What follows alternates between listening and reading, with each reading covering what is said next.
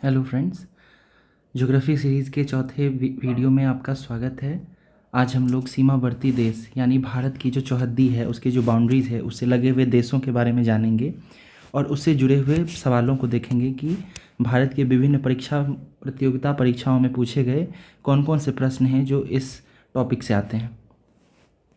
तो उससे पहले हम लोग थोड़ा देख लेते हैं कि अगर ये भारत का नक्शा आप लोग ठीक से देख पा रहे होंगे तो भारत के इधर नॉर्थ है, इस तरफ ईस्ट है, इधर वेस्ट है और उसी तरह नीचे जो है ये साउथ है।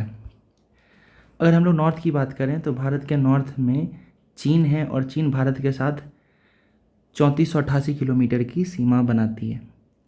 उसके बाद अगर हम लोग वेस्ट की बात करें तो यहाँ आपको पाकिस्तान दिखता है जो भारत के साथ 3323 किलोमीटर का सीमा बनाता है। फिर अफ़गानिस्तान की बात करें तो ये 106 किलोमीटर का सीमा बनाता है।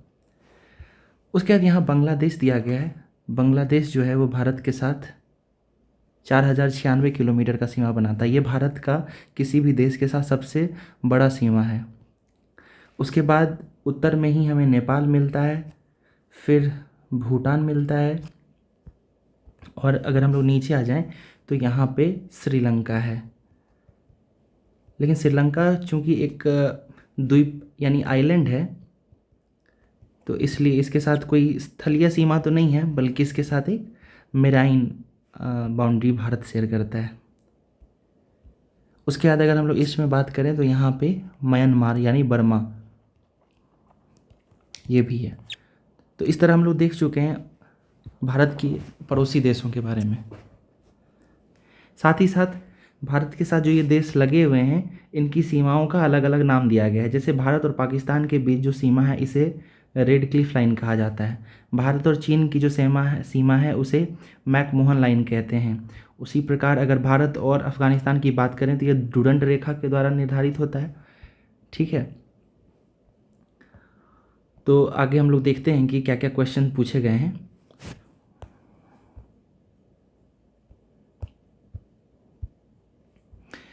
क्वेश्चन नंबर 95 से शुरू करते हैं। भारत और पाकिस्तान के बीच की जो सीमा है वो निर्धारित की गई है। तो अभी हमने बात किया था उसे रेड क्लिफ लाइन के से जानते हैं। ठीक है, आइए एक्सप्लेनेशन देखते हैं। पहले देखिए मैकमोहन लाइन के बारे में क्या बताया गया है। मैकमोहन लाइन जो है यह चीन और भारत के बीच की सीमा है। ठीक है, भारत और चीन के बीच की सीमा है। यह सर हेनरी मैकमोहन द्वारा अंकित की गई थी। हेनरी मैकमोहन के द्वारा अंकित की गई थी, इसलिए इसका शायद नाम मैकमोहन रेखा पड़ा है। यह सन 1914 में भारत की तत्कालीन ब्रिटिश सरकार और तिब्बत के बीच शिमला समझौते के द्वारा अस्तित्व में आई थी। तो याद रखिएगा ये शिमला समझौते के द्वारा अस्तित्व में आई थी। फिर मैग्नॉट रेखा के बारे में बात करें तो ये फ्रांस और जर्मनी के बीच की सीमा है। रेड क्लिफ रेखा की बात करें तो यह भारत और पाकिस्तान के बीच सीमा है और यह 15 जून 1947 को निर्धारित की गई थी। डुरंड रेखा की बात करें तो यह भारत और अफ़गानिस्तान के बीच की सीमा है, जिसे सन 1996 में स्थापित किया गया था। और ऑर्डरनीस रेखा की बात करें तो यह जर्मनी और पोलैंड के बीच की सीमा है। अगला क्वेश्चन है, भारत तथा पाकिस्तान के मध्य सीमा रेखा एक उदाहरण है। तो ये किस प्रकार के सीमा के उदाहरण है? इसे अध्यारोपित सीमा कहते हैं। अध्यारोपित मतलब इसे किसी एक आयोग या किसी व्यक्ति के द्वारा थोपा गया है, इसीलिए इसे अध्यारोपित यानी सुपर इम्पोज्ड बाउंड्री कहते हैं। बहुत सारे नेचुरल बाउंड्रीज भी होते हैं, जैसे किसी दो देश के मध्य अगर कोई नदी बहती है तो नदी को ही नेचुरल बाउंड्री मान लिया जाता है, या कोई पर्वत की श्रेणी है जो एक प्रकार से नेचुरल बाउंड्री की काम करती है। लेकिन यहाँ भारत और पाकिस्तान के बीच की बात करें तो ये सुपर इम्पोज्ड बाउंड्री है। अगला क्वेश्चन है, रेड क्लिफ लाइन सीमा निर्धारित करती है। तो ये क्या निर्धारित करती है? ये भारत और पाकिस्तान के बीच की सीमा है। अगला क्वेश्चन है, डुरंड लाइन किसके साथ भारत की सीमा निर्धारित करती है? तो डुरंड लाइन जो है ये अफ़गानिस्तान के साथ सीमा रेखा निर्धारित करती है। मैकमोहन लाइन क्या है? तो मैकमोहन लाइन जो है भारत और चीन के बीच सीमा है। अगला क्वेश्चन है, निम्नलिखित कथनों पर विचार करें। असम भूटान तथा बांग्लादेश की सीमाओं से लगा हुआ है। असम जो है भूटान और बांग्लादेश की सीमा से लगा हुआ है, सही है ये।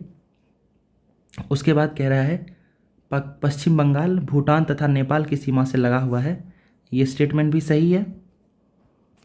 Mizoram share a border with Bangladesh and Myanmar, Mizoram Bangladesh और म्यांमार की सीमा से लगा हुआ है, ये भी सही है। अर्थात ये 1 2 3 तीनों सही है, तो ऑप्शन ए इसका आंसर हो जाएगा। एक्सप्लेनेशन की बात करते हैं।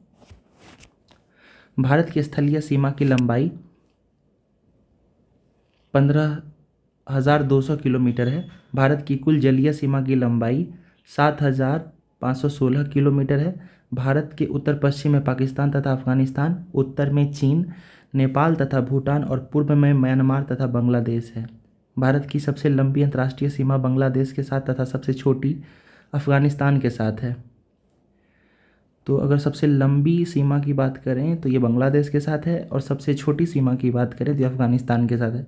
भारत की अंतर्राष्ट्रीय सीमा की लंबाई तथा संबंध राज्य इस प्रकार हैं। अगर हम लोग बांग्लादेश की बात करें तो बांग्लादेश के साथ जो सीमा है वो 4,096 किलोमीटर का है, और इसे जीरो लाइन भी कहा जाता है। ये भारत के 5 राज्यों के साथ सीमा बनाती है। वो 5 राज्य हैं: पश्चिम बंगाल, मेघालय, मिजोरम, त्रिपुरा और असम।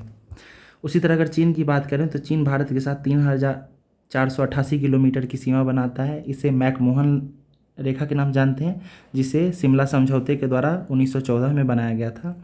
ये भारत के 4 राज्य या केंद्र शासित प्रदेश जो कि लद्दाख, हिमाचल प्रदेश, उत्तराखंड, सिक्किम और अरुणाचल प्रदेश के साथ सीमा बनाती है।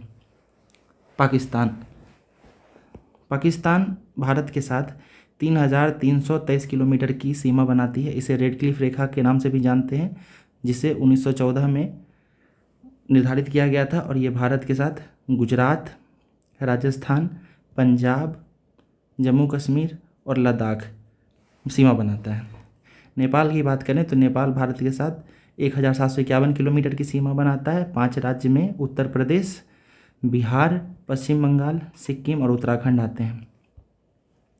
म्यांमार की बात करें तो म्यांमार 1,643 किलोमीटर की सीमा बनाता है।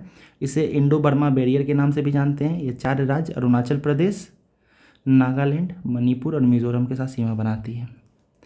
भूटान भारत के साथ 699 किलोमीटर की सीमा बनाती है, जिसमें 4 राज्य पश्चिम बंगाल, सिक्किम, अरुणाचल प्रदेश और असम राज्य शामिल हैं। अफगानिस्तान की बात करें तो यह 106 किलोमीटर की सीमा बनाता है, जिसे डुडंट रेखा कहते हैं, जिसे 1896 में निर्धारित किया गया था। और लद्दाख के साथ ये सीमा बनाती है, जो पाक अधिकृत क्षेत्र में आता है। तो अगर कुल मिलाकर देखें तो ये भारत का सीमा 15,106.7 किलोमीटर का है। सामान्यतः भारतीय स्थलीय सीमा की लंबाई 15,200 किलोमीटर मानी जाती है। देखिए यहाँ पे अंतर इसलिए दिख रहा है क्योंकि कुछ क्षेत्र पाकिस्तान अधिकृत क्षेत्र आता है, तो अगर उसे घटा दें तो 15,106 किलोमीटर है, और अगर उस क्षेत्र को अगर जोड़ दें इसमें तो ये 15,200 किलोमीटर आता है। चलिए अगला देखते हैं। भारत के साथ सबसे लंबी स्थलीय सीमा बनाता है तो ये बांग्लादेश है। ये 4,096 किलोमीटर की सीमा बनाता है, ऊपर हम लोग देख चुके हैं। अगला क्वेश्चन है, निम्नलिखित में से भारत के किन किन राज्यों की सीमा पाकिस्तान के साथ साझा करती है। तो अगर पाकिस्तान की बात की जाए तो जम्मू कश्मीर, हिमाचल प्रदेश, देखिए हिमाचल प्रदेश दे दिया है तो हिमाचल प्रदेश जो है ये पाकिस्तान के साथ सीमा नहीं लगाती है। पंजाब, जम्मू कश्मीर, राजस्थान और गुजरात, जी बिल्कुल यही आंसर होगा। अगला भी देख लेते हैं, जम्मू कश्मीर, पंजाब, हरियाणा और राजस्थान। देखिए हरियाणा ऑप्शन में आ गया, इसलिए हरियाणा पाकिस्तान के साथ सीमा नहीं बनाती है। पंजाब, हिमाचल प्रदेश, यहाँ भी हिमाचल प्रदेश है, यानी ये भी गलत हो जाएगा। तो इस तरह एलिमिनेशन मेथड से हम लोग आंसर तक पहुँच सकते हैं। निम्नलिखित में से कौन सा भौगोलिक रूप से ग्रेट निकोबार के सबसे निकट है। और अगर सबसे निकट की बात करें तो अगर आप मैप देखेंगे तो आपको सुमात्रा जो है ये पड़ेगा, ये इंडोनेशिया बोर्नियो द्वीप पे आता है, तो इसका आंसर ए हो जाएगा, सुमात्रा। भारत का निम्नलिखित में से कौन सा एक राज्य 3 तरफ से बांग्लादेश से घिरा हुआ है। तो इस क्वेश्चन का आंसर त्रिपुरा होगा। अगर आप देखेंगे तो त्रिपुरा जो है वो भारत के साथ इस तरीके से जुड़ा हुआ है, तो ये जो 3 भाग है ये बांग्लादेश आता है, इसलिए इस क्वेश्चन का आंसर त्रिपुरा होगा। निम्नलिखित में से कौन सा एक भारतीय राज्य 3 राष्ट्रों की अंतर्राष्ट्रीय सीमा से लगा हुआ है। तो अगर इस क्वेश्चन की बात करें तो इसका आंसर होगा अरुणाचल प्रदेश। अरुणाचल प्रदेश चीन, म्यांमार और भूटान 3 देश के साथ सीमा साझा करता है। क्वेश्चन अगला है, निम्नलिखित में से भारत के किस राज्य की सीमा म्यांमार से उभयनिष्ठ नहीं है। अगर इस क्वेश्चन की बात करें तो नागालैंड की सीमा लगती है, अरुणाचल की भी लगती है, मिजोरम की लगती है, लेकिन असम की सीमा नहीं लगती है। ठीक है, इसलिए हमारा आंसर जो है ए होगा। निम्नलिखित में से किस राज्य की सीमा बांग्लादेश से नहीं लगती? बांग्लादेश की बात करें तो देखिए, त्रिपुरा की लगती है, मिजोरम की भी लगती है और मेघालय की भी लगती है, लेकिन मणिपुर की नहीं लगती, इसलिए हमारा आंसर सी होगा। निम्नलिखित राज्यों में से कौन सा राज्य बांग्लादेश से अपनी सीमा नहीं बनाता? बांग्लादेश की बात करें तो देखिए, मेघालय बनाती है, उसके बाद मिजोरम बनाती है और असम भी बनाती है, लेकिन नागालैंड नहीं बनाती, इसलिए हमारा ऑप्शन बी आंसर होगा। देखिए यहाँ पे जो मैंने ऊपर एक चार्ट दिखाया था, इस चार्ट को अगर आप लोग देख लेंगे, ठीक है, तो यहीं से आपका मैक्सिमम क्वेश्चन बन जाएगा। अभी देखिए हमने यहाँ से काफ़ी क्वेश्चन बनाया है, ये बांग्लादेश वाले से देखिए तब से जो है जितने भी 4-5 क्वेश्चन मिले हैं वो इन्हीं बॉक्स से मिल रहे हैं। तो आप एक बार वीडियो को पीछे करके और इससे एक एक शॉर्ट नोट्स बना सकते हैं। वैसे मैं अपने टेलीग्राम चैनल पे इसका शॉर्ट नोट्स भी शेयर करता हूँ, तो आप वहाँ से भी क्विक रिवीजन के लिए उस PDF को डाउनलोड कर सकते हैं। अगला क्वेश्चन है, बांग्लादेश की सीमा से लगे भारत के राज्य हैं, तो कौन कौन से राज्य हैं हम देखते हैं इसमें से। वेस्ट बंगाल, नागालैंड, असम, मेघालय। देखिए ये नागालैंड जो है ये नहीं लगता, इसलिए ऑप्शन ए गलत हो गया। नागालैंड यहाँ भी है तो ये भी नहीं होगा। मेघालय, असम, वेस्ट बंगाल, त्रिपुरा, ये हो सकता है। यहाँ नागालैंड, असम, देखिए नागालैंड आ गया तो ये भी नहीं होगा, अर्थात सी हमारा ऑप्शन है। मेघालय, असम, वेस्ट बंगाल और त्रिपुरा ये बांग्लादेश के साथ सीमा साझा करते हैं। निम्नलिखित में से किस भारतीय राज्य की सीमाएं भूटान राष्ट्र के साथ नहीं मिलती? भूटान की अगर बात करें तो ये हमारा मेघालय जो है ये इसका उत्तर हो जाएगा, क्योंकि सिक्किम जो है इसके साथ सीमा लगती है, अरुणाचल प्रदेश के साथ लगती है और वेस्ट बंगाल के साथ भी सिक्किम की सीमा लगती है, लेकिन मेघालय के साथ नहीं लगती। मेघालय की सीमा बांग्लादेश के साथ लगती है। भारत के किस राज्य की सीमा नेपाल, भूटान और चीन तीनों देश के साथ लगती है? नेपाल, भूटान और चीन, इसका आंसर हो जाएगा सिक्किम। सिक्किम जो है ये, अब नक्शा देखेंगे तो इस तरह से सिक्किम है, तो यहाँ से इधर नेपाल आ जाता है, इधर चीन आ जाता है और इधर भूटान आ जाता है। ठीक है, तो इस तरह से है, इधर हो गया नेपाल, इधर हो गया चीन, इधर भूटान। इस तरीके से सिक्किम इस क्वेश्चन का आंसर हो जाएगा। इसका एक्सप्लेनेशन अगर पढ़ें तो सिक्किम राज्य की सीमाएँ नेपाल, भूटान और चीन तीनों के साथ लगती है। अरुणाचल प्रदेश की सीमा जो है वो चीन के साथ में लगती है। मेघालय, पश्चिम बंगाल राज्य की सीमाएं बांग्लादेश के साथ लगती हैं। अगला क्वेश्चन देखते हैं, नेपाल के पड़ोसी भारतीय राज्यों का युग्म है, तो नेपाल के से पड़ोसी भारतीय राज्य कौन कौन सा है? तो इसमें देखिए हरियाणा है डी में, ये नहीं हो सकता। ठीक है, असम और बिहार, नेपाल के साथ असम नहीं लगता है, ये काट दीजिए। सिक्किम और बिहार, सिक्किम का तो लगता है, सिक्किम भूटान नहीं हो सकता, यानी ऑप्शन बी सही आंसर है। भारत के निम्नलिखित राज्यों में से किसके 3 तरफ अंतर्राष्ट्रीय सीमाएं हैं? तो त्रिपुरा को हम लोग जानते हैं, त्रिपुरा जो है अभी हमने ऊपर के क्वेश्चन देखा था कि ये इस तरीके से है और यहाँ 3 तरफ से बांग्लादेश है, तो त्रिपुरा जो है वो 3 तरफ से अंतर्राष्ट्रीय सीमा से घिरा हुआ है। अगर इसका डिस्कशन देखते हैं तो त्रिपुरा राज्य जो है वो 3 ओर से बांग्लादेश से घिरा है। यद्यपि पश्चिम बंगाल 3 अंतर्राष्ट्रीय सीमाओं बांग्लादेश, नेपाल और भूटान को छूता है, लेकिन प्रश्न में 3 तरफ अर्थात दिशाओं की बात कही गई है, इस आधार पर उत्तर त्रिपुरा होगा। अगला क्वेश्चन है, निम्न में से कौन सा भारतीय राज्य भूटान के साथ सीमा नहीं बनाता? तो अगर इसकी बात करें तो देखिए सिक्किम लगा बनाता है, अरुणाचल भी बनाता है और असम भी बनाता है। बिहार जो है ये नेपाल के साथ सीमा बनाता है, लेकिन ये भूटान के साथ सीमा नहीं बनाता, इसलिए हमारा उत्तर बिहार हो जाएगा। भारत का अपने पड़ोसी देशों के मध्य अंतर्राष्ट्रीय सीमा के विस्तार का आरोही क्रम है। आरोही मतलब असेंडिंग ऑर्डर बताना है आपको। तो सबसे बड़ा सीमा जो है वो बांग्लादेश के साथ लगता है, ठीक है, यानी लास्ट में हमको बांग्लादेश मिलेगा। देखिए यहाँ भी बांग्लादेश है और यहाँ भी बांग्लादेश है, तो यानी हम लोग ए और सी को पहले काट देते हैं। फिर देखिए यहाँ नेपाल और पाकिस्तान है। पाकिस्तान के साथ भारत की सीमा बड़ी है, ये 3,323 किलोमीटर का है, इसलिए ये कट जाएगा। और नेपाल जो है इसका सीमा 1,751 किलोमीटर का है, यानी हमारा उत्तर बी होगा, यानी नेपाल, पाकिस्तान, चाइना और फिर बांग्लादेश। ये बॉक्स में देख सकते हैं, उसका एक्सप्लेनेशन भी दिया हुआ है। बांग्लादेश की सीमा 4,096 किलोमीटर की है, चीन की सीमा 3,488 किलोमीटर की है, पाकिस्तान की सीमा 3,323 किलोमीटर की है और नेपाल की सीमा 1,751 किलोमीटर की है। म्यांमार की सीमा के सहारे भारत के राज्यों का उत्तर से दक्षिण का सही क्रम क्या है? उत्तर यानी ऊपर, नॉर्थ से लेकर साउथ तक को हमें बताना है। और म्यांमार के साथ देखिए, सबसे पहले जो है ऊपर में अरुणाचल प्रदेश होगा, ठीक है, एपी।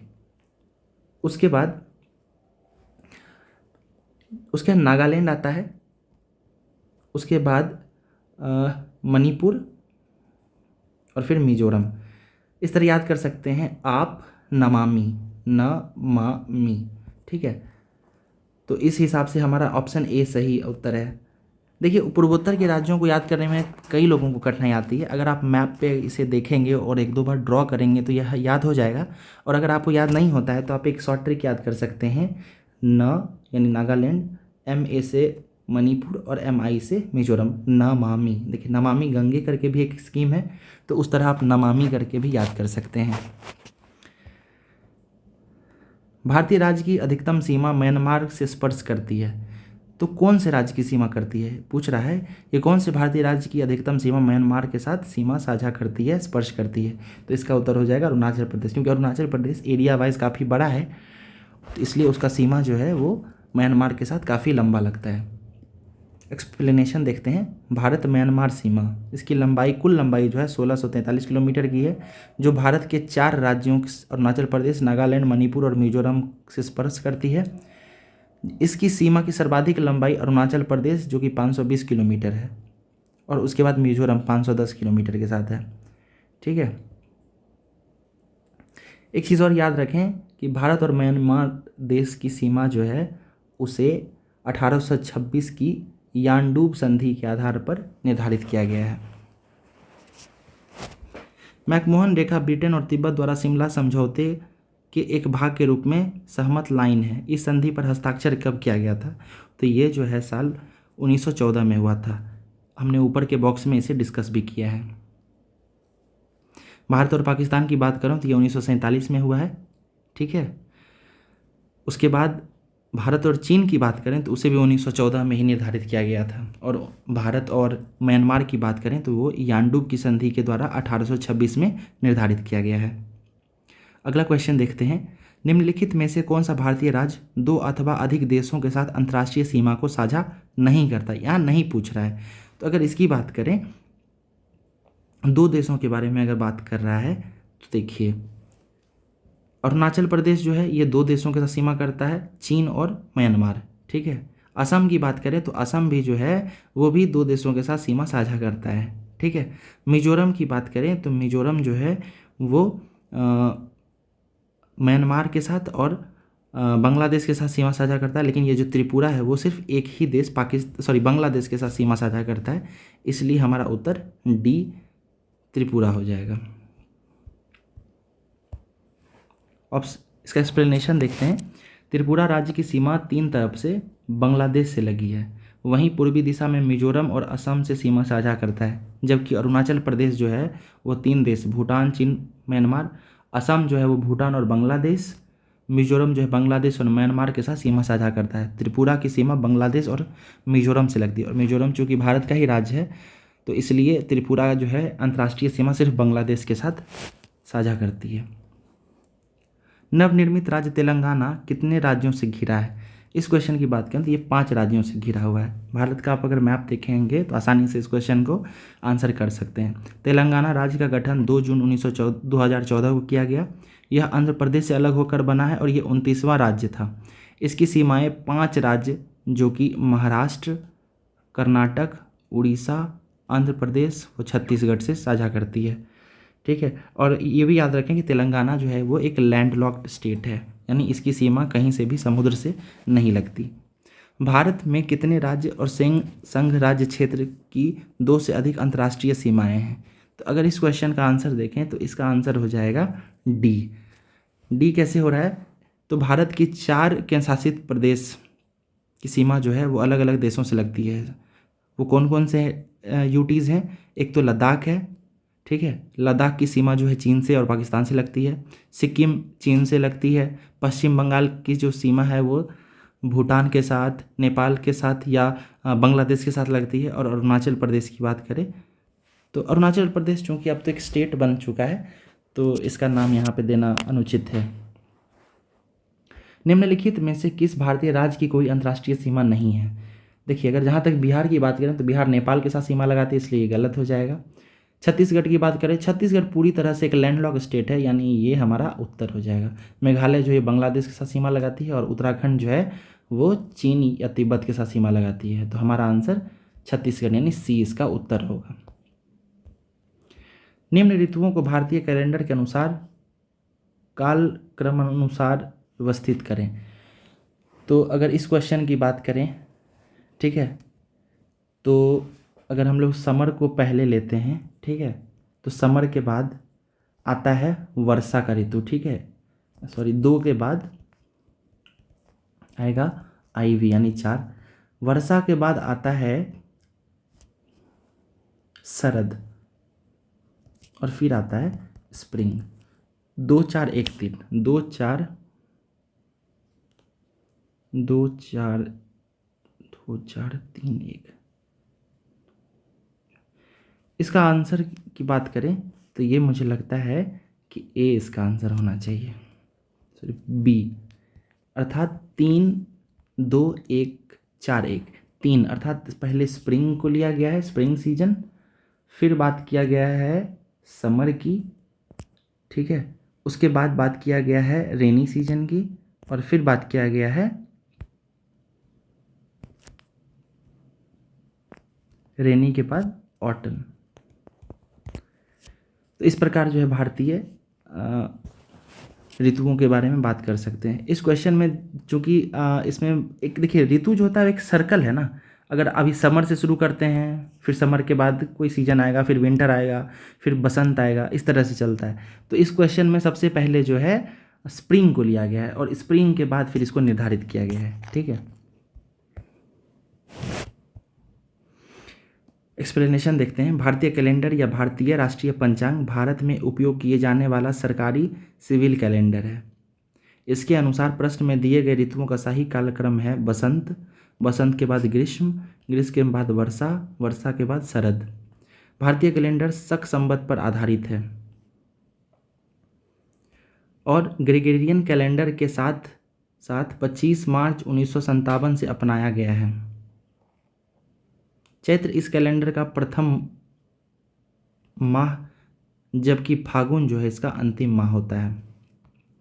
क्षेत्रफल की दृष्टि से भारत का विश्व के देशों में कौन सा स्थान है? तो क्षेत्रफल की दृष्टि से हम सभी जानते हैं कि 7वां स्थान है, और अगर जनसंख्या से बात करें तो वो चीन को पछाड़कर भारत पहले स्थान पर आ गया है। इस चित्र में दर्शाया गया है, क्या दर्शाया गया है ये देखते हैं। एक समवर्ष रेखा, अखिल भारतीय जल विभाजक, राष्ट्रीय राजमार्गों का संयोजन और प्रमुख रेलमार्ग का संयोजन। देखिए रेलमार्ग और रोड तो कहीं से दिया नहीं गया है, और समवर्ष रेखा भी नहीं है, ये अखिल भारतीय जल विभाजक है, ठीक है। जल विभाजक मतलब क्या है कि देखिए यहाँ से जितनी भी नदियाँ बहेंगी इस रेखा के इस तरफ से, ठीक है, तो ये सभी अपनी पानी जो है ये बे ऑफ बंगाल में गिराती है, ठीक है। और इस रेखा के दूसरी तरफ से अगर कोई नदी बहती है तो ये सभी अपनी पानी जो है ये अरेबियन सागर में गिराती है। इसलिए ये जो रेखा बताया जा रहा है ये एक जल विभाजक रेखा है, ठीक है, इस तरीके से।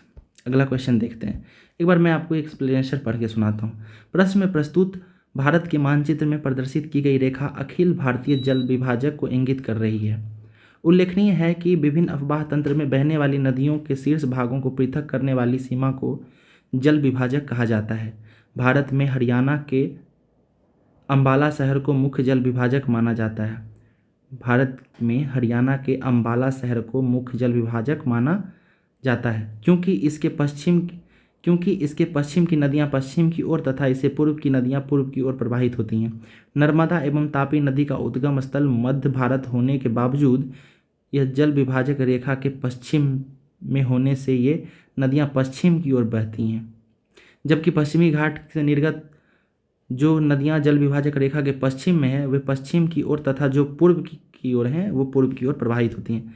अब गौर करेंगे, जो जल विभाजक रेखा के पश्चिम की तरफ नदियां हैं वो अपना जल अरेबियन सागर, अरब सागर में प्रवाहित करती हैं, जबकि जो नदियां पूर्व की दिशा में हैं वो अपना जल बे ऑफ बंगाल यानी बंगाल की खाड़ी में प्रवाहित करती हैं। भारत के प्रादेशिक जल क्षेत्र का विस्तार है। इस क्वेश्चन की अगर बात करें तो ये हम सभी जानते हैं कि ये 12 नॉटिकल माइल तक है। ठीक है, हम लोगों ने अगर आगे चलेंगे तो ये एक्सक्लूसिव इकोनॉमिक जोन की बात करेंगे, जिसमें 12 नॉटिकल माइल, फिर 20 नॉटिकल माइल और फिर 200 नॉटिकल माइल तक की बात की जाती है। और इन सब अलग अलग क्षेत्रों पे अलग अलग प्रकार से नियमित किया गया है। ठीक है, तो उसे भी देखेंगे। एक बार एक्सप्लेनेशन को देखते हैं। भारत का प्रादेशिक जल क्षेत्र विस्तार भारत के समुद्री तट से 12 नॉटिकल मील की दूरी तक स्थित है। इस क्षेत्र का उपयोग भारत का संपूर्ण अधिकार प्राप्त है। ठीक है, इस क्षेत्र पर जो है भारत का संपूर्ण अधिकार प्राप्त है। ठीक है, उसके बाद एक समुद्री मील बराबर 1.8 किलोमीटर होता है, इसे भी ध्यान रखें। ठीक है, समुद्र में भारत की प्रादेशिक सीमा का विस्तार कहाँ तक थे, तो अभी हमने देखा ये 12 नॉटिकल माइल तक है।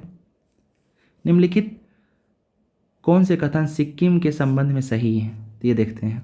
1975 में ये भारत का अभिन्न अंग बन गया, बिल्कुल सही है ये। ठीक है, उसके बाद इसे प्राकृतिक वनस्पति का स्वर्ग माना जाता है, बिल्कुल माना जाता है। और इसे मुख्य निवासी लेप्चा लोग हैं, तो लेप्चा जो ट्राइब्स है वो सिक्किम का ही ट्राइब है। तो ये तीनों स्टेटमेंट सही है, इसलिए ऑप्शन डी 1, 2, 3 सही है। एक बार इसका एक्सप्लेनेशन देखते हैं। कह रहा है 1974 में, कह रहा है 1974 ईस्वी में सिक्किम जो 35वें संविधान संशोधन के द्वारा सहराज्य के रूप में भारत का अंग बना, उससे 36वें संविधान संशोधन 1975 के द्वारा भारत का पूर्ण राज्य बनाया गया। ठीक है, उसके बाद यहाँ के मुख्य निवासी लेप्चा लोग हैं। ठीक है, मुख्य निवासी कौन है, लेप्चा है।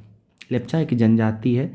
ठीक है, उसके बाद इसे प्राकृतिक वनस्पति का स्वर्ग माना जाता है तथा यह भारत का पहला पूर्ण जैविक कृषि करने वाला राज्य है। ये करंट अफेयर्स का है पॉइंट, इसे भी याद रखें। अगला क्वेश्चन है, भारत और म्यांमार के बीच सीमा निर्धारित करने वाली 3 पर्वत श्रेणियां कौन सी हैं, तो जहाँ तक इस प्रश्न का बात है इसका उत्तर होगा, देखिए ग्रेट डिवाइडिंग रेंज नहीं है, ये ऑस्ट्रेलिया का है, ये पता नहीं कैसे दे दिया है।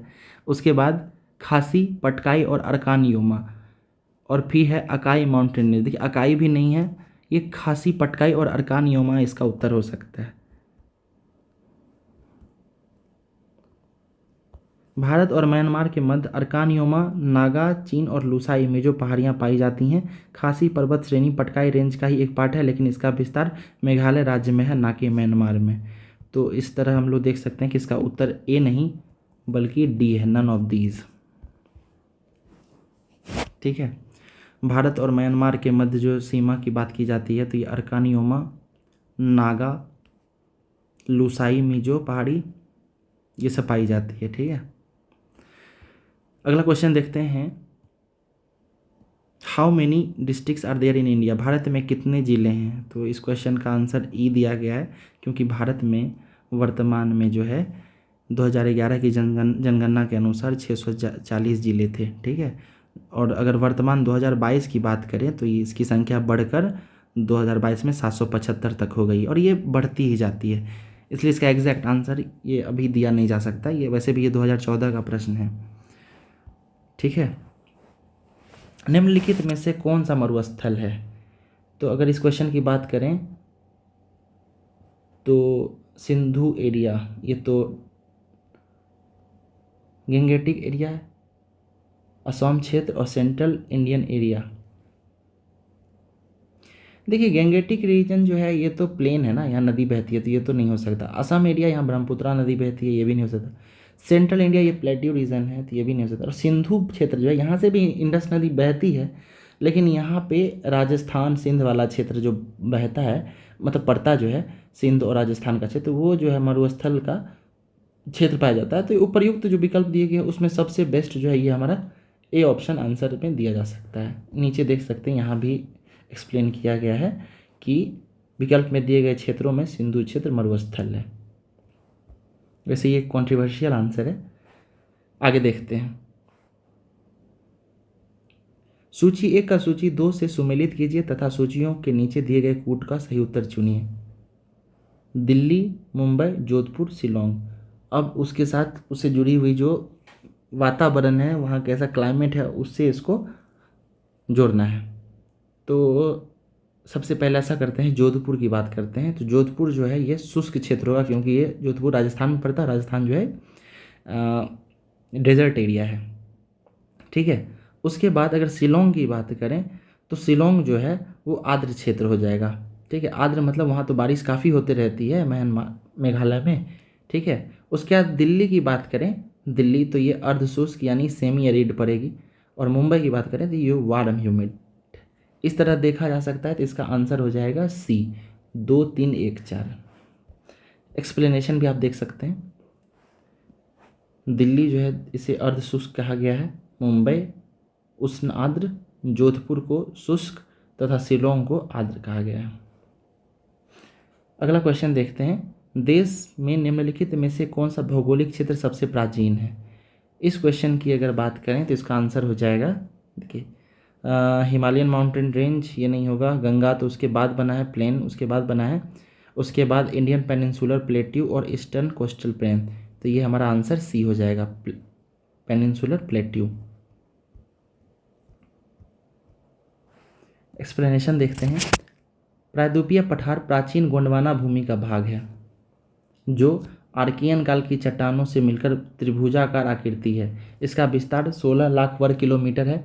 यह भारत का सबसे बड़ा भौगोलिक प्रदेश एवं उपमहाद्वीप का सबसे प्राचीनतम भूखंड है। इसकी औसत ऊंचाई 600 से 900 मीटर है। अरावली, राजमहल और शिलोंग की पहाड़ियों इसके उत्तर में तथा दक्षिण में कन्याकुमारी तक इसका विस्तार है।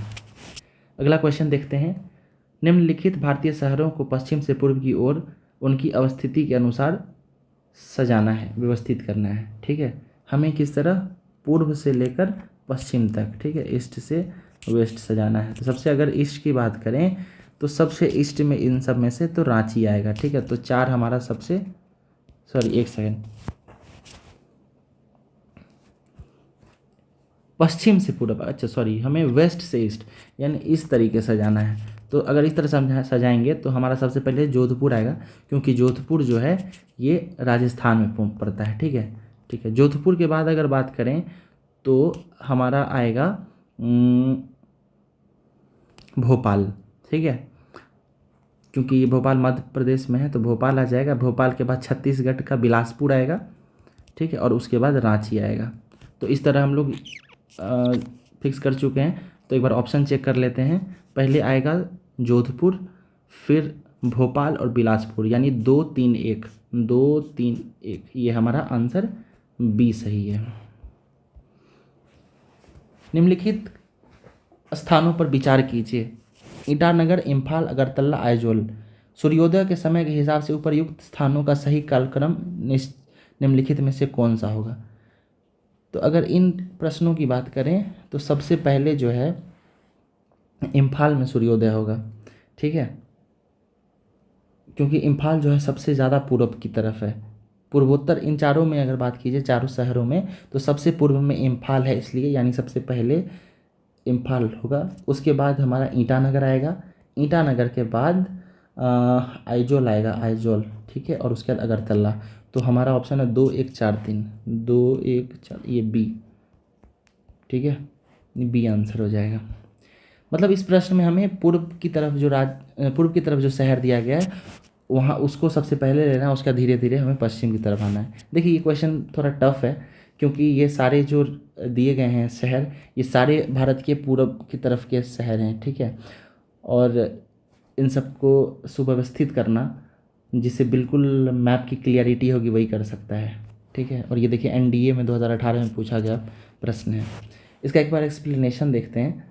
कह रहा है, प्रश्न के अनुसार दिए गए स्थल पूर्वोत्तर भारतीय राज्यों की राजधानियां हैं जो पूर्व से पश्चिम की ओर इम्फाल, फिर उसके बाद ईटानगर, फिर आइजोल और फिर अगरतला, इस तरीके से दिया गया है। तो सबसे पहले सूर्योदय इम्फाल में होगा, जो कि सबसे पूर्व में स्थित है, और इसके बाद ईटानगर, फिर आइजोल और फिर अगरतला होगा। अगला क्वेश्चन देखते हैं, डंकन जल संधि किसके बीच है। डंकन पास के बारे में बात की जा रही है। तो डंकन पास जो है वो दक्षिण अंडमान और छोटे अंडमान के बीच में है, ठीक है। मिनिकॉय और मालदीव तो इधर अरब सागर में है। इन दोनों के बीच में 8 डिग्री चैनल है, ठीक है। मिनिकॉय और अमनदीव की बात करें तो यहाँ पे 9 डिग्री चैनल आता है। लिटिल अंडमान और कार निकोबार की बात करें तो 10 डिग्री चैनल है, और साउथ अंडमान और लिटिल अंडमान की बात करें तो डंकन पास इन दोनों के मध्य स्थित है। अगला क्वेश्चन देखते हैं। सूची 1 को सूची 2 से सुमेलित कीजिए तथा सूचियों के नीचे दिए गए कूट का प्रयोग कर सही उत्तर दें। तो इसमें देखिए धर्मशाला, धर्मशाला हिमाचल प्रदेश में, यानी ए के सामने 2 होगा। अल्मोड़ा, अल्मोड़ा जो है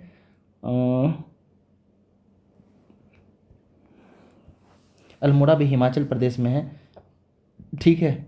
अच्छा, सबसे पहले ये दार्जिलिंग कर लेते हैं। दार्जिलिंग जो है हमारा यहाँ 4 में है, ठीक है। तो डी का 4, पहले तो इसी दोनों काट दीजिए क्योंकि डी का 4 होगा। उसके बाद हम बात करते हैं ए में 1 हो जाएगा, ठीक है, ए में 1।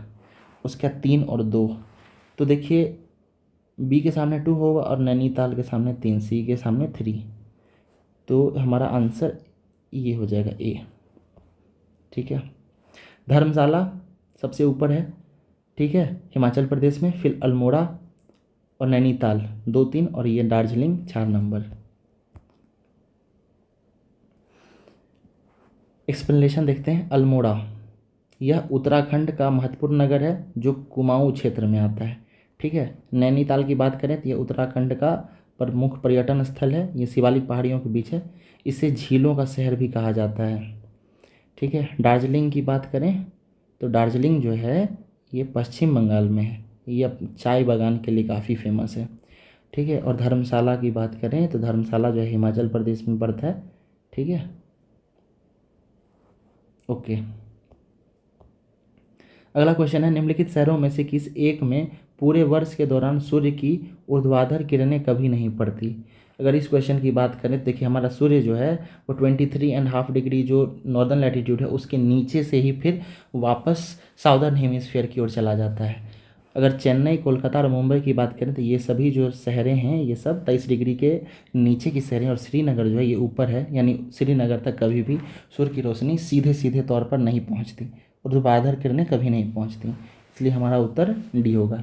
एक बार एक्सप्लेनेशन देखते हैं। श्रीनगर जम्मू कश्मीर शहर में सूर्य की ऊर्ध्वाधर किरणें पूरे वर्ष के दौरान नहीं पड़ती, जबकि चेन्नई, मुंबई और कोलकाता आदि शहरों में सूर्य की किरणें ऊर्ध्वाधर पड़ती हैं।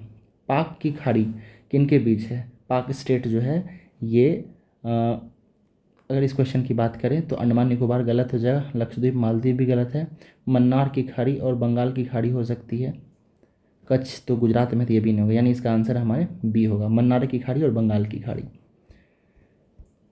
देखिए पाक की खाड़ी भारत एवं श्रीलंका के बीच स्थित है, ठीक है, पाक स्ट्रेट जो मन्नार की खाड़ी और बंगाल की खाड़ी को जोड़ती है, इसे पाक जलडमरू मध्य भी कहा जाता है, जो दोनों देशों के बीच स्थित है। कच्छ की खाड़ी एवं खंबात की खाड़ी गुजरात राज्य में स्थित है। लक्षद्वीप एवं मालदीव को 9 डिग्री चैनल अलग करती है, ठीक है, जबकि अंडमान एवं निकोबार को 10 डिग्री चैनल अलग करती है। अगला क्वेश्चन देखते हैं। सूची 1 को सूची 2 से सुमेलित कीजिए और सूचियों को नीचे दिए गए कूट का प्रयोग कर सही उत्तर चुनें। ये पर्यटन स्थल और ये राज्य, इनसे इसको मिलान करना है, तो आइए कोशिश करते हैं मिलान करने की। चक्राता, चक्राता जो है ये उत्तर प्रदेश का पर्यटन स्थल है, ठीक है।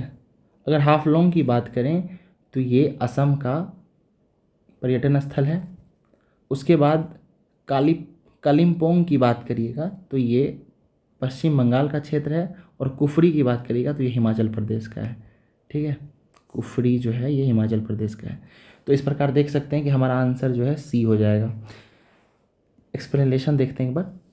चक्राता नामक प्रसिद्ध स्थल उत्तराखंड उत्तर प्रदेश में स्थित है। हाफलोंग असम का प्रसिद्ध स्थल है। कलिम्पोंग पश्चिम बंगाल में स्थित है, जबकि कुफरी नामक स्थल हिमाचल प्रदेश में स्थित है। अगला क्वेश्चन देखते हैं। निम्नलिखित प्रमुख भारतीय नगरों में से कौन सा एक सबसे अधिक पूर्व की ओर अवस्थित है? तो सबसे पूर्व की अगर बात करें तो ये दिए गए ऑप्शंस में लखनऊ सबसे ज़्यादा पूर्व में है, ठीक है। अगला क्वेश्चन है, प्राचीन भारतीय भौगोलिक मान्यता के अनुसार भारतवर्ष किस द्वीप का खंड था? तो अगर इस क्वेश्चन की बात करें तो भारत जो है जम्बू द्वीप का अखंड हिस्सा था। एक्सप्लेनेशन देखते हैं इसकी। उत्तर में हिमालय से लेकर दक्षिण में समुद्र तक फैले हुए भारतीय उपमहाद्वीप को विविध नामों से जाना जाता है। बौद्ध ग्रंथों में भारत को जम्बू द्वीप कहा गया है। यहाँ पर ईसा पूर्व 3वीं शताब्दी में महान मौर्य वंश का शासन था। उल्लेखनीय है कि यूनानियों ने भारतवर्ष के लिए इंडिया शब्द का प्रयोग किया। ठीक है, यूनानियों ने भारतवर्ष के लिए इंडिया शब्द का प्रयोग किया, जबकि अनुश्रुति में राजा भरत के नाम पर इसे भारतवर्ष कहा गया। इस प्रश्न अंतिम प्रश्न देखते हैं। निम्नलिखित सकरी खाड़ियों क्रीक में से कौन सा एक गुजरात राज्य से संबंधित नहीं है? तो या जहाँ तक इस क्वेश्चन की बात है तो ये सर क्रीक गुजरात में स्थित है। उसके बाद कोड़ी क्रीक भी गुजरात में स्थित है और गोडाई क्रीक भी गुजरात में। ये कजहर क्रीक जो है ये गुजरात में अवस्थित नहीं है। ठीक है, तो एक बार एक्सप्लेनेशन देखते हैं। सकरी खिड़कियाँ यानी क्रीक में कजहार क्रीक गुजरात राज्य से संबंधित नहीं है, जबकि Kori creek, Godai creek, Sir creek Gujarat राज्य से संबंधित है। ठीक है, फिर से देख लीजिए। कोड़ी क्रीक, गोदई क्रीक और सर क्रीक गुजरात राज्य से संबंधित है। ध्यातव्य है कि सर क्रीक भारत और पाकिस्तान के मध्य विवाद का स्थान है। तो इस प्रकार हम लोग देख सकते हैं कि हमने आज पहला चैप्टर जो था भारत का परिचय, उससे जुड़े हुए राज्य एवं केंद्र शासित प्रदेश, भारत के अलग अलग राज्य, उनकी राजधानियाँ, साथ ही साथ पड़ोसी देश, उसके साथ सीमा करता हुआ राज्य, ठीक है, बाउंड्रीज, ये सब हमने देख लिया है। समान परिचय, लॉन्गिट्यूड, लैटिट्यूड्स। तो पहला चैप्टर हमारा ख़त्म हो चुका है। अब मैं आपको टेलीग्राम पे इसका शॉर्ट नोट्स बना देता हूँ और आप वहाँ से एक बार क्विक रिवीजन कर लीजिए। साथ ही साथ ये जो 4 लेक्चर्स फर्स्ट चैप्टर के डाले गए हैं, इसे भी आप लोग बार बार क्विक रिवीजन करते हुए स्पीड में सुनते जाइए। और भारत में जितने भी प्रतियोगिता परीक्षा हुए हैं सबके प्रश्न इस PDF में दिए गए हैं। ये YCT यूथ कंपटीशन, ठीक है, उसका उस पब्लिकेशन का PDF है, उसी का बुक है। तो उसे हम लोग उस सीरीज़ को चला रहे हैं। इसमें ज्योग्राफी पहले उठाया गया है, तो ज्योग्राफी को हम लोग जल्दी जल्दी ख़त्म कर देते हैं। फिर हम साइंस, फिर हिस्ट्री, पॉलिटी, इस तरह करके अलग अलग ले चलेंगे। ठीक है, तो इसका नोट्स आप लोग देख लेंगे, ये टेलीग्राम चैनल पर मिल जाएगा। इसका लिंक इस वीडियो में पिन कर दिया गया है। ठीक है, तो मिलते हैं फिर अगले लेक्चर में। तब तक के लिए धन्यवाद।